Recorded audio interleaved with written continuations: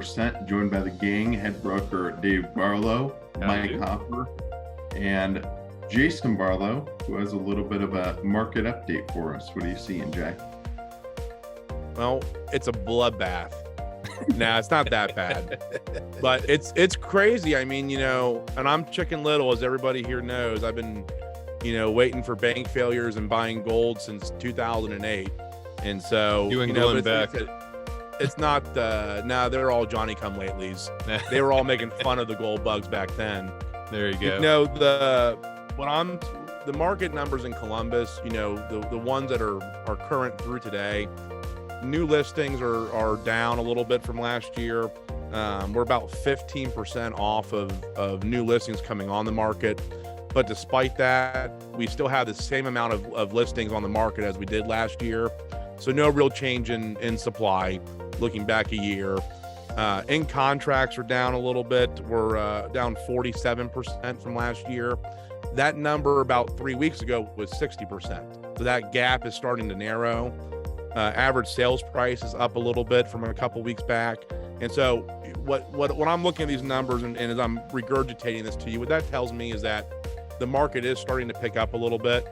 So it's not abandon all hope, ye who enter here.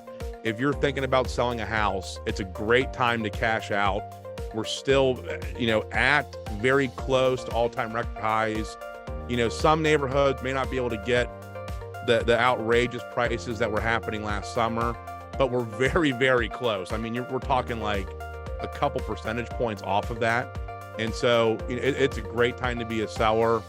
On the buyer side, obviously rates are pretty volatile right now. There is bank failures happening. The bond market is reacting as if, the world has already ended. And so we'll, monitor that situation.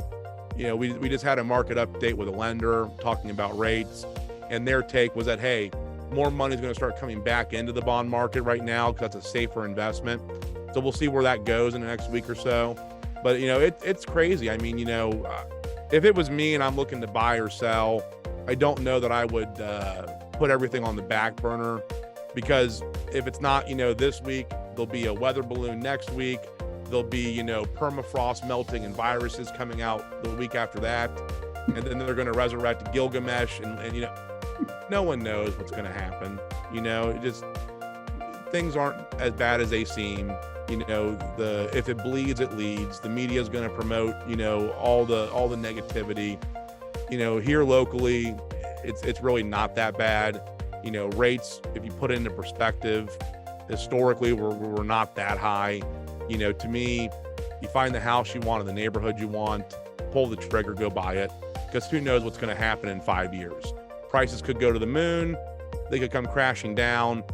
Get the house you want, lock in the monthly payment you're comfortable with, and everything else will take care of itself. We heard kind of the same thing back in 2010, 11, and 12.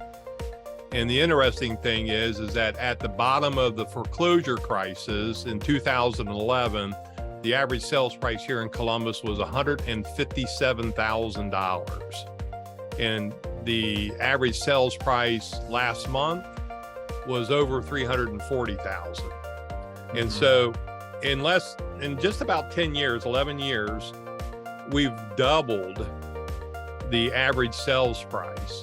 And so, it's one of those things. If you look at the stock market, and if you look at the history of home sale prices, we have ups, downs.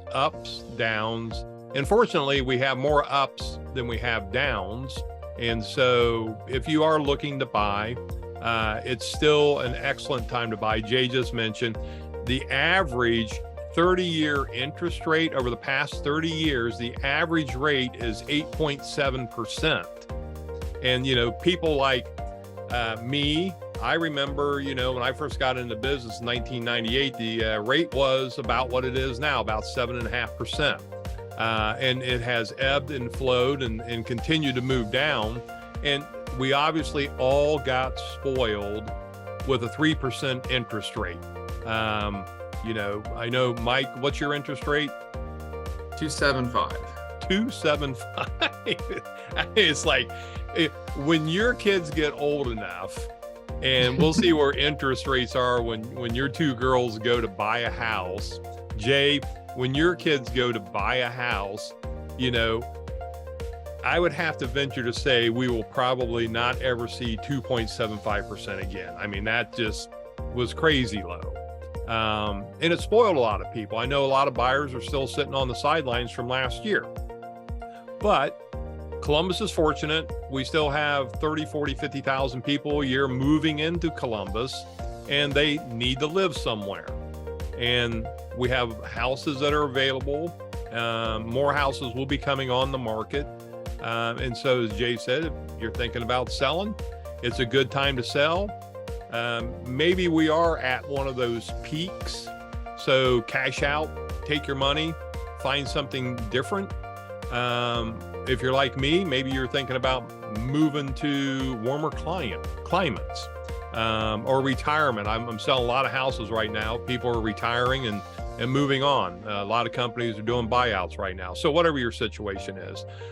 With Jamie and Mike, you guys work more with buyers. Mike, you work with a lot of investors. What are you seeing inventory-wise for your buyers out there?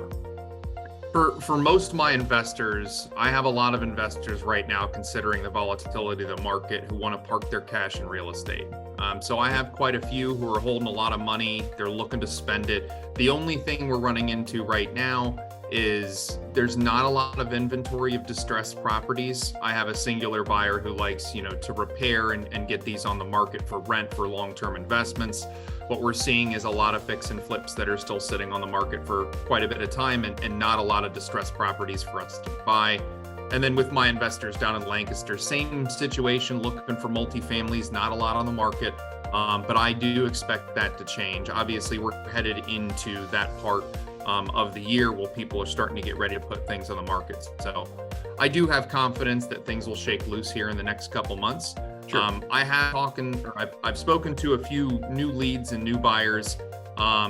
People are a little bit more intelligent than I think we give them credit for. Had a great conversation with a buyer this morning. He understands Columbus is a pretty healthy economy. He also understands that interest rates for the national average over the past 30 years is 8%. So the interest rate didn't scare him, but he did understand that if he finds the right house and he likes his payment, be willing to pull the trigger on that. So I do think that that's something that people need to keep in mind when they're looking in the market. I think one of the things to kind of the one thing that's going to help into keep that prices. Go ahead, Jay. One of the things that's going to help keep prices up here is also, what's your option as a renter?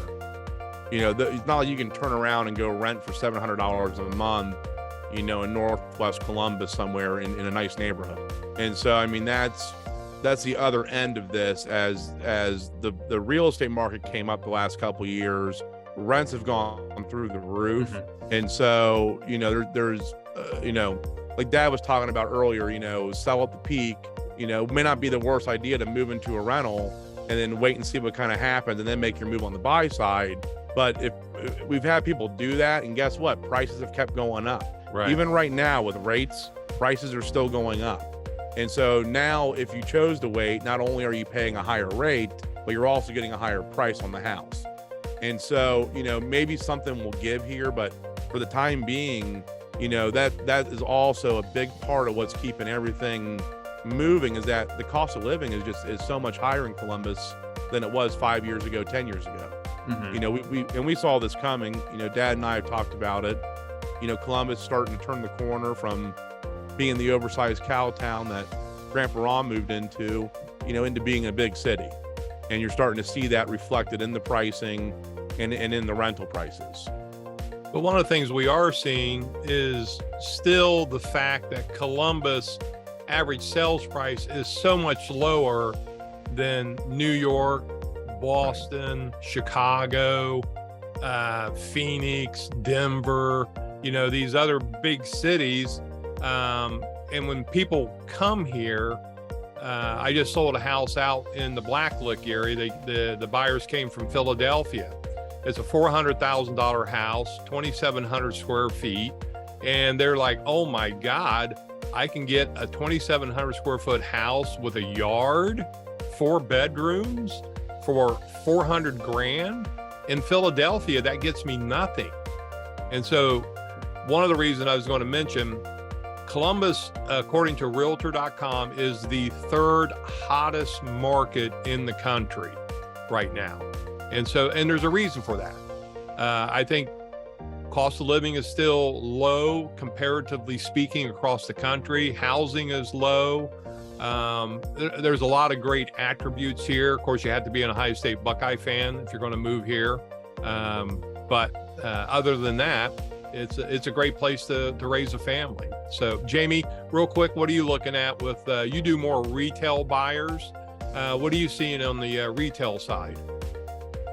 I mean, I agree with you guys on everything you're saying. There's not too much for me to add to any of that, really. Supply is limited. Columbus has a very strong job market. Comparatively speaking to the rest of the nation, we have a hot real estate market, and I think it's going to continue. I think, keeping in mind interest rates historically you're at break even. If you find a house you love and it's a good payment that you can afford, I think you don't want to miss the ship on it. Yeah, because long term, everything rebounds and moves forward, barring, a total meltdown. And if it is, and it doesn't really matter on any of this, but I don't think that's going to happen at all. I'm old enough to have seen, the riots at Kent State back in '68. I saw guys land on the moon. There's always something going on. But it does seem, just like with us here today, we're in 4 different parts of the state, and we're sitting here on a Zoom cast talking to each other. And that was one of the big complaints back during the Vietnam War, was that every night Walter Cronkite on CBS News would broadcast, the Vietnam War. And, he was the supposed reason that there was so much turmoil here in the United States against the war, because he was showing every night what was going on. And today, there were 3 TV channels back then. And we got thousands of TV channels. You can flip on the computer here and get live feeds from anywhere in the world, and you're tuned right in. And so turmoil is natural. It's going to be ongoing. We just get the information faster, quicker, and in real time. And for the most part, I think that's a good thing for an open society. But sometimes, as Jay said, you have Chicken Little and the sky is falling, and it just is the way that you interpret it. So I think real estate market here in Columbus is going to continue to be great. And if you have any questions about buying, we got a couple guys here that have been doing this a long time. They've helped a ton of people purchase. Give them a call, Mike or Jamie. Jay also works with buyers, but primarily myself and Jay do a lot of listings. So if you're thinking about selling, I got 25 years of experience, nearly 4,000 homes sold. Not many people can offer that kind of experience. And so we'd like to get you from point A to point B and make the whole transition as painless as possible for you. So any last words there, Jay? No, no, sir. I fell off guard, didn't I? Yeah, there's a lot of things you're talking about. I'm thinking about, Yeah. No, I know this is something that could go on for a while. There's a lot of nuances to it, Sure. but I think that's a good reason to give one of the 4 of us a call.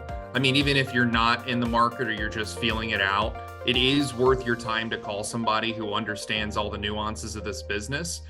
Because I love answering questions. I love providing information and knowledge to clients. It's probably one of my favorite things to do. So you guys know where you sit and what your situation presents and whether or not now is the right time. And we're all very even keel with that information. We're not here to pressure you to buy anything. Jason says it all the time. I don't care what house you buy as long as you buy it with us. But we're here to provide you guys the best service possible. Well, I think on the sell side, one of the interesting things, I can't tell you how many houses that I go into and they've done a bunch of things to the home, but they didn't do it to the things that were most important. And it's like, you should have spent that money here. You should have done this. And so if you're just getting into the idea, hey, we might be thinking about selling, we're getting ready for retirement, we're going to maybe take a new job, whatever it may be, the earlier that you get us involved in helping you make decisions about what to do to your home to help elevate the sellability, the better off you're going to be. And we do that free of charge, no obligation. Give us a call. We'll schedule time, come do the walkthrough, and give you a bunch of ideas and hints of things to do, and more importantly, the things not to do. Like one of the things I always get when I go into a house, you go upstairs, go to the back bedroom, and it's painted pink. And it's like, should we paint this room? My wife says we should paint this room. And my answer is always, I've sold lots of houses with pink bedrooms, because by the time the buyer gets up here, they're either buying or they're not. And having a pink bedroom is not going to make a difference to that decision. And so, yeah, I save you time and energy doing that. And that's just one of the simple hints. But again, it's the experience. So we've been on here, wow, we've been talking a lot, almost 20 minutes. So we appreciate you hanging around with us. You guys, thank you for your time this morning. A tremendous wealth of knowledge contained in these 4 little boxes.